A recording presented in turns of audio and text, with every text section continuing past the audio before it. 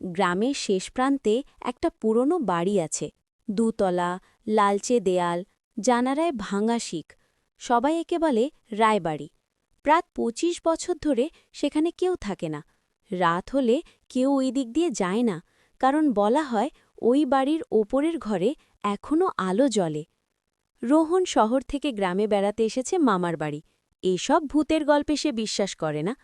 এক সন্ধ্যায় গ্রামের ছেলেরা তাকে বলল, সাহস থাকলে আজ রাতে রায়বাড়িতে ঢুকে দেখ। রোহন হেসে রাজি হয়ে গেল। রাত প্রায় ১২টা, চারদিকে নিস্তব্ধতা।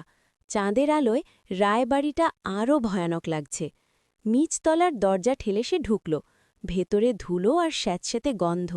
হঠাৎ লক্ষ্য করল সিঁড়ির ওপরের ঘর থেকে হালকা আলো বেরোচ্ছে।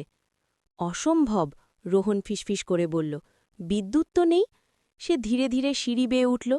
প্রতিটা ধাপে কাঠ কড় কড় করে শব্দ করছে। ওপরের ঘরের দরজা আধখোলা।